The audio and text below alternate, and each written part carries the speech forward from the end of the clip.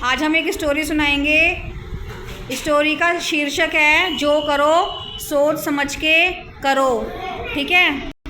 एक ना मंदिर में पंडित जी होते हैं, वो बहुत गरीब होते हैं और जैसे वो थोड़े बूढ़े होते जाते हैं तो वो मंदिर का कोई भी काम नहीं कर पाते, तो इसलिए वो गरीब होते जाते हैं।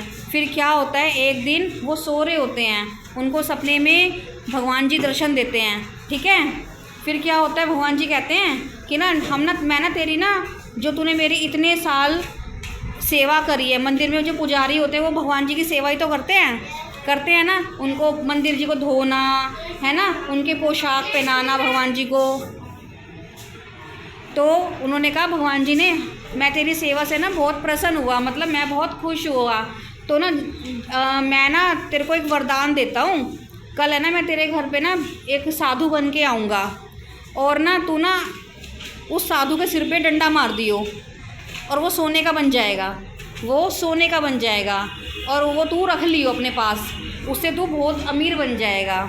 ठीक है। तो वो ऐसे ही करता है, उसकी नींद खुलती है, उसे तो रात को फिर नींद ही नहीं आती, सुबह होने का वेट करता है कि साधु आएगा, सिर पे डंडा मारूंगा और मैं बहुत अमीर बन जाऊँगा, क्योंकि वो तो साधु सोने का बन जाएगा डंडा मारते ही।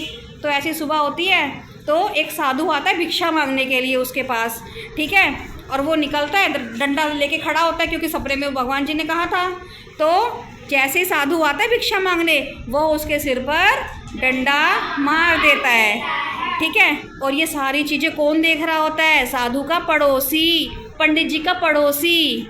ये सारी चीज़ें कौन देख रहा होता है? जो पड़ोसी। तो वो डंडा मारता है तो वो साधु जो होता है सोने का बन जाता है, और फिर वो सोने का पंडित जी वो साधु बन जाता है, वो उसे अपने घर में ले आता है और वो खूब पैसे वाला हो जाता है। ठीक है। और ये सारी चीज़ें कौन देख रहा होता है?